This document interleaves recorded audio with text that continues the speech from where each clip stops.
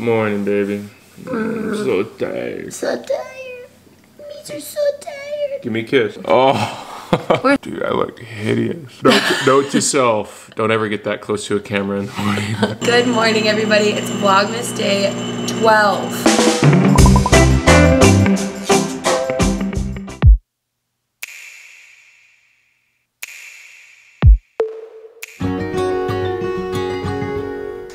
Okay, good morning, everybody. We are in Luke chapter 12 today. We're pretty much halfway done with Vlogmas, which is literally insane. Every single day I see similar things in the Word of God. These reminders, I believe, are in here every day almost because we need them, and that God knows that we're simple.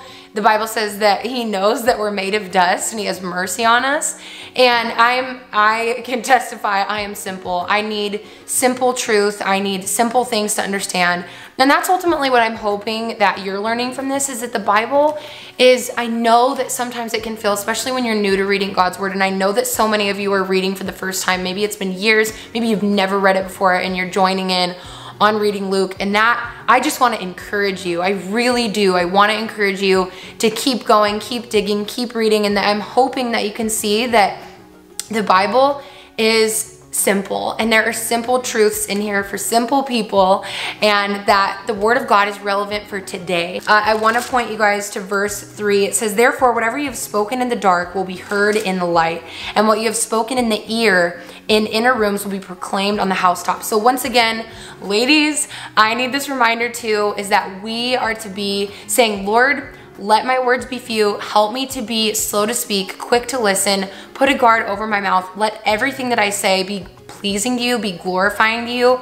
I remember when I was in high school, I'd pray every single day walking onto the campus, Lord, let the words of my mouth and the meditation of my heart be acceptable in your sight, O Lord, my strength and my redeemer. I want to remind you that the power of life and death really is in the tongue, and that we can speak life into people. That should encourage us. We should want to do that.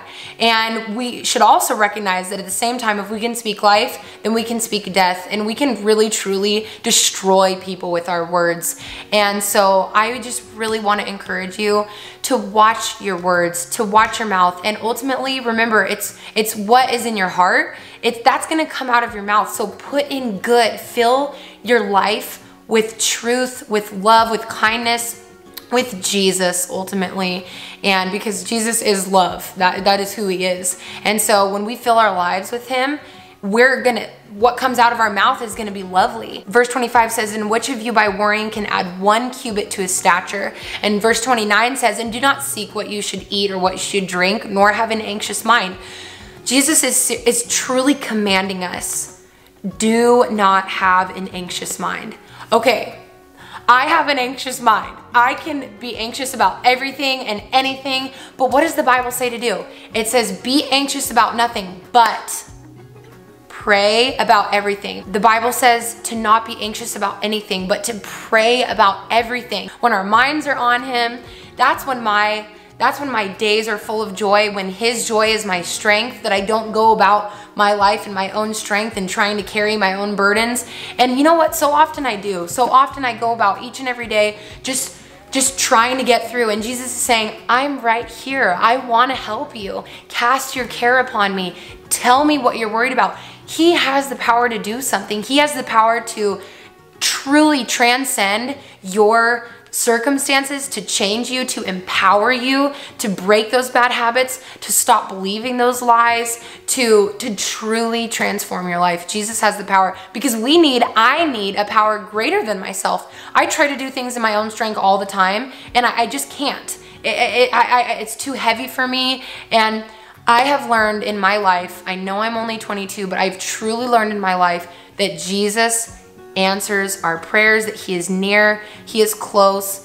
If we draw near to Him, He will draw near to us. And I really want to encourage you today to draw near to Him. You don't have to walk around heavy, with a heavy heart, with an anxious mind, worried, stressed. Jesus wants to take your burdens and literally take them from you.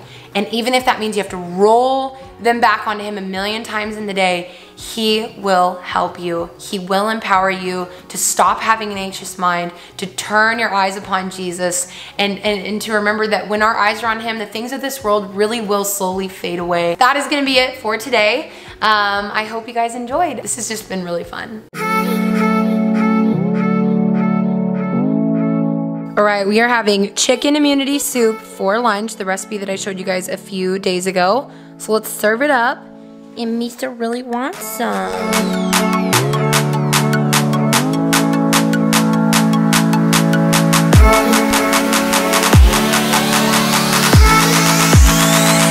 You know what I just realized? I literally wear the same outfit every time we go for a walk. Except it's like slightly different, like it's a different variation. Yeah. Right now, we're doing a Q&A for today's vlog. I just figured this would be more, I don't know, I just feel like we haven't done this in a really long time and it'd be really fun. But when I went to ask you questions, like on the questions sticker on Instagram, when I ask you questions, it won't let me see your responses, even though I had friends test it. I have you guys DMing me saying I asked you like 10 questions and it just doesn't show up it just doesn't show up for me to see them.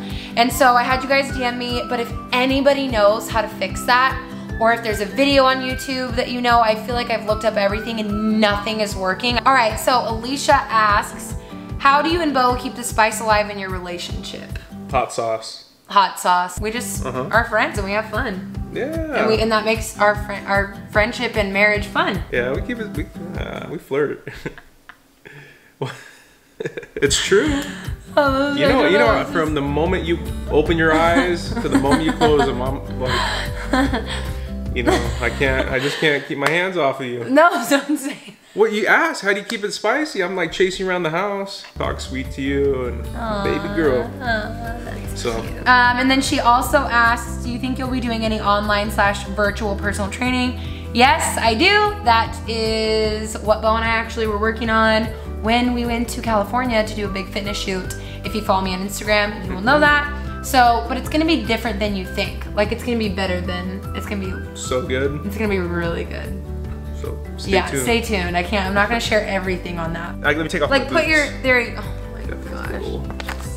I'm happy to do it anytime. Want to smell? The #1 most asked question, so I can't just say that one person asked this because everybody asked this, is any little kids, when are you having kids? Your kids will be so cute. When do you want to have kids? How many kids do you want to have? When do we want to have kids? I'd say, I think I'm game for next year. I'm game. She might even have a baby in the oven right now, who knows? I don't know, shoot. I don't really have a time frame, but we're not like trying to have a baby right now. Next year. Yeah, because I feel like I'll be ready by next year. Oh wow, okay. And glad if she wanted to have a baby, then yeah, so next year. What about you? Oh, that's so cute. Yeah. A little baby Bo. And little baby Cam. Okay. Soon, stay tuned. Camry, what about the one on your What's you and Bo's board? third favorite appetizer? Calamari nachos and, come on, help me out. Cheese sticks, all right, there. I think it's Tiffany. Tiffers asks, what continues to keep you motivated even on the most difficult days? Just knowing that God has a good plan for our lives. Yes, there you go. Yeah, see the big picture, and I can look back throughout my life, and I can always see that even when I went through hard times, I went through a lot of hard times in my life, and He's always seen me through it. So I can definitely have the hope that He's going to continue to see me through any difficult time that I go through, or we go through. Totally. Yeah, we went through a really, really difficult year. That was what my update video was going to be on, and honestly, you just have to trust that like God really is, you can take Him at His word that He works everything together for good for those that love Him, and we love the Lord, and we know that He is going to work it together for good. God has a good plan for our lives, even on the difficult days. And God has a good plan for your life, even on the difficult days, so remember that. So many people ask this question too. So how many kids do you want to have? Going back to the kids question. 3. 3? Yeah, I think 3 is a good number. Okay, wow, you're so sure with these. I wasn't expecting that. Yeah, I feel like 3 is a good number. I think it's manageable. Manageable. I think it'd be fun to at least have 1 girl. Yeah, I really would want a girl, obviously. Caroline asks, when did you know you wanted to marry the other person? We knew going into our relationship that we really wanted to see if we were gonna marry this other person. You will marry this and marry each other. Honestly, yeah, like that was our intention from the very beginning. And then just as we navigated through the relationship, it just felt natural as we neared 2 years. Like watching him grow in his relationship with the Lord, I was like, that is the kind of man that I want, and I knew that I could be married to you. There were certain key things that were never red flags. Like I can trust Bo 110 million %, and I know that your relationship with the Lord is solid, and I know that like you only have eyes for me, and like you know what I mean? Like there's just certain things, like the trust was there, and like I just feel like our foundation was really solid, and so as we came closer to 2 years, it just felt natural. It felt right. Being with you was undeniable, like your family and just you. Yeah. I couldn't have asked for a better, you know, at the time, a better girlfriend and family. Ooh, Emily asks, my question is, what is the best way to start a healthy lifestyle? I want to make a lifestyle change, but I don't know where to start. It seems overwhelming. I think you just start in the most simple way. Like if you're drinking a lot of soda, add more water into your choice of beverages, and just really find workouts that you enjoy. I feel like the answer almost is so simple that it seems, oh, that's just too simple, that can't be it. But I really do think that's it. I think it's recognizing the areas where you can just make a good change and just doing it, you know? You changed my life, so. Really? What was the biggest change for you when you met me health-wise? Everything. Gluten? Yeah. Yeah, he feels way better, but we used to have main. I thought growing up that was like normal to feel like you're being stabbed to death in your gut. SNA Geek. So her question is, tips for keeping the spark alive when you've been together for a while.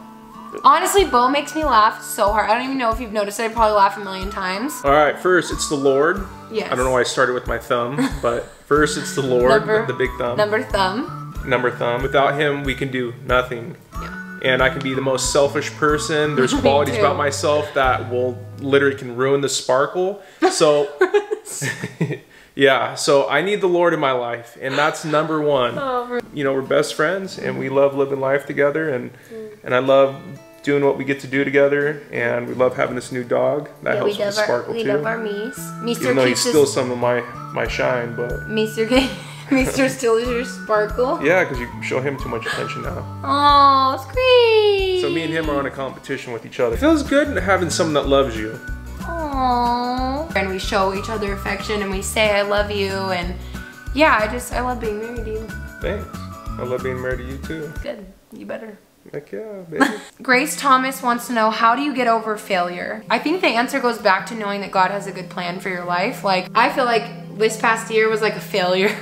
Like with everything that happened, like just so much behind the scenes. I don't even know what to call it. Like problems, I guess, in a simple way. I know that I wasn't feeling, but I feel like I was just disappointed by so many people that I felt like what I was doing was failing. And like I was failing at what I felt like I was like called to do. And I think you just have to realize that God knows what he's doing. God knows what he's doing. You're not a failure. Just because you feel like you are failing doesn't mean that you're a failure. So for me, it's knowing that Jesus died for my sins, knowing my identity in Christ. So even if I fall short, which I do, I'm human, I fall short, just knowing that I can talk to the Lord and he can remove whatever that failure is as far as the east is from the west. I used to be someone that used to dwell in failure, and I've learned later in my life that I'm no longer defined by that. So that's what's worked for me, is just knowing who I am in Christ. Oh, that was amazing. Rachel Fizzy asks, what's your favorite memory together? But besides our wedding, because obviously, like, our wedding day was the best day of my life, of our lives. Oh, like when I brought you home all those macarons from San Francisco and you ate all of them in one bite in like 5 seconds. If I can go back and just be in that moment again. What is it? First week that we were dating. Yeah. And where I'd go over to your house. Yeah. And we would just like, remember when like you would just sit next to each other on the couch and like watch a movie? Parents were home. And just that whole, where it was just like new. Oh, that's cute. It was like the point where you sat next to each other, and then like the first time you noticed like your like arms touch. Oh, that's so cute. It was good stuff. We had good times. We did. Esther, I think her name is Esther, asked, what were your first impressions of each other? And then how do you handle arguments as a couple? Wow, these are good questions. Yeah, thank you, Esther. Thank you, all of you. Seriously, thank you for the questions. You guys have sent so many questions. My first impression of Bo was that is the most handsome man I've ever seen in my life. And you still are. Very, very handsome, bright green eyes. I just was like, I've never seen anybody like that. Oh, baby. Aww. Thank you. All right. Who's this 18-year-old looking at me? So it's funny because my first impression of Cambria, honestly, was when I walked into the coffee bean, and I remember specifically when she turned around and she looked at me and her eyes got all big. And from that moment, I just knew, I'm like, I've never had anyone look at me like that. I'm like, obviously this girl likes me. Oh my. I've never had someone look at me like you did. And I'm like, oh, did you really think I liked you?